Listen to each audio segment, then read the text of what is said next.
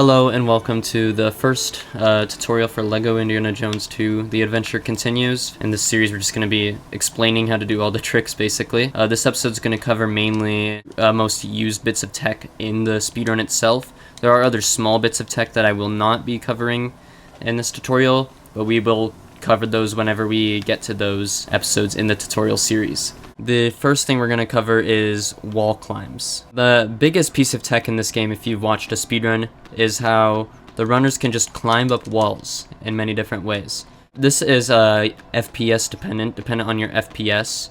So I'm going to show you how to boost your FPS really quickly if you need to. The biggest thing you're going to want to do is go to this button that has a controller on it, and you want to make sure that Steam input is enabled, preferably for double controller, which for 1P2C, a separate tutorial on that will be linked below for the different methods of 1P2C. But you preferably want all your controllers to be connected through Steam input. For some reason in this game, this just boosts your FPS by like quite a bit. So you press this button, enable Steam input. That's the first thing you can do. The second thing you can do, make sure all of your effect settings are set to off. Make sure texture quality is set to low and enhanced graphics are off. And also obviously VSync off, but you need that to uncap your FPS anyways. If worse comes to worse and you still don't get enough FPS, you could also try right-clicking on your OBS. There's a button that says enable preview. Disable it, it'll look like this, which also should boost your FPS by a bit. So now, how do we actually do the wall climbs? Definitely the easiest method. If you just don't want to bother with learning like anything else, at least learn how to do double jump wall climbs. So most of the time for this, you're just going to want to go against the wall. You don't need to hold any buttons. You can just press jump, spam jump. For me personally, if I'm doing these, it just works better if I'm not holding any buttons.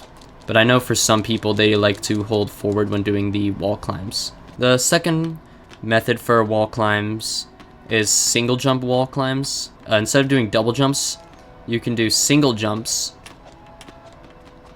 like this. I'll just say that again for the editor, middle string. So hypothetically, this is the fastest way to wall climb, but it's also the hardest and only saves about 0.5 maybe to the second fastest method of wall climbing. To do this one, you literally just jump without holding any buttons and then hold forward towards the wall when you're at like the peak of your jump. And then you want to release and jump again. And you want to chain that a few times. Now, by far, the most likely to be fast wall climb is pause climbing. This is the fastest for ILs, and if you're running any percent or any category where pauses are included in the time, then it's the second fastest, but not by much. And you're more likely to save time doing these than you are to doing these. And this is also super easy. Like, I don't think there's a reason you should be doing anything except for pause climbing. The way to do it, all you do is you jump, and then at some point in your jump, doesn't even have to be like early in your jump, could be any point, you want to pause, and then you want to press the jump button to resume, and then you want to keep the jump button held down. So for me it's X because I'm on a PlayStation controller. So I'll press X and I'll keep it held down after pressing resume. And basically what this does is the first frame that you land on something you can jump on, you will do a jump. And that's all it does. And you can chain this to do some of the fastest wall climbs like ever. So this is by far the best method for wall climbing. The final thing we're going to talk about is characters with no double jumps. Or if a character has a really bad double jump, you basically have to pause climb or do the one jump wall climbs. Like if the double jump animation causes them to fall off the wall before you can jump again, then you have to do pause climber or one jump wall climbs. But if they don't have a double jump like Mac or any female character, and except for Elsa, who for some reason has a double jump, you can just hold the button after doing the wall climb. So you do a wall climb and you hold the button again without pausing. And since they don't have a double jump, they won't do any double jump animation, which is why if you have access to a female or a character that can't double jump, you're gonna want to use them to do wall climbs 9 times out of 10. Next, we're going to talk about super throws, which is the second biggest piece of tech in this game. Or maybe even third, I don't know. But we're going to talk about super throws. So to do a super throw, what you want to do, you want to pick up the character with indie, and you want to press the button to put them down, and then while you're putting them down, press the attack button. So for me it is circle then square. On Xbox I think it would be B then X, I want to say. But yeah, that'll super throw the character. So what this does is not only allows you to throw the character, which gets you across like gaps and stuff, it also turns your character into a walking hitbox or hurtbox. So if you run into a character, you don't have to press the attack button, you'll just automatically attack them. And it's like really useful. We use this in the brawl levels to kill the enemies way faster. A quick side note, if you have VSync off and you have high FPS, like I do, occasionally when you try to do a super throw, you just won't be able to do it. Like, I'm spamming circle and I can't place her. So what you want to do, there's two things you can do. You can either turn VSync on, do the super throw, and then turn VSync off again, which is really slow. Or you pick her up, then you Alt-Tab, and then do the super throw after the Alt-Tab. The last thing to do with super throws is lever launches, which aren't used that much in runs anymore, but there are still a few scenarios where it is faster. I'm going to show you the 4 main levers that are in this game that you can launch off. You could probably launch off more, but these are all the levers that matter. So for the key and the pull lever, you want to stand in front of the levers to do your super throw. And you don't want to be too close. I think you can be too close, but I think you get way too much height if you're too close. We'll try. Most of the time you'll get too much height if you're too close. If you don't have a lot of FPS, you probably want to be too close.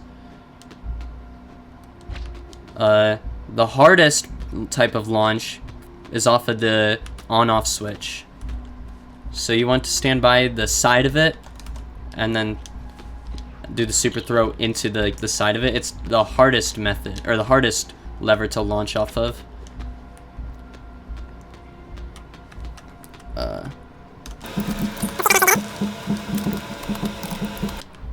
There we go.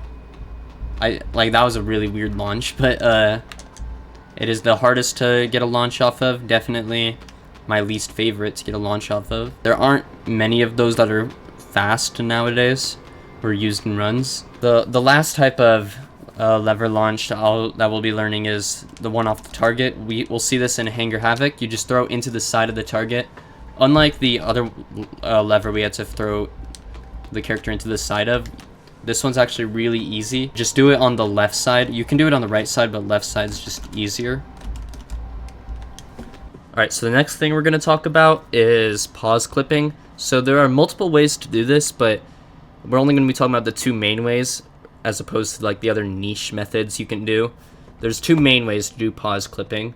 So first, you can kill the second player, and then when they respawn, you can clip through certain objects. Not every object. Like, for example, you cannot clip through the walls on the side of the gate. However, the gate itself you can clip through, and also a couple of other objects. So basically what happens, you kill the second player, and then they respawn. As you can see, they like kind of flash for a second, like they flash black. And then while they're, not for the entire duration, but like for like a second or maybe 2 seconds, I think, if you pause while running against an object during that flashing period, you will clip right through it, just like how we clipped through this gate. The next way to do this is without killing the player. This is mostly used in standard and anything that isn't no-cut any percent to do stud glitch, and for standard to do intro skips. We just run, and then when you spawn in, for some reason you have the same like effect as respawning, so you are able to clip through these same objects, which is much more niche. But like I said, we do it here to do intro skips for standard. In ABLNG, for example, we clip through the Metal Gate Blocking Club OB1 bonus level. that's basically all of the tech that you'll need to know before starting out runs. There is, like I said, there is a bit more that we haven't covered yet, but will in a future episode whenever we get to the tech being used. So yeah, that's pretty much it.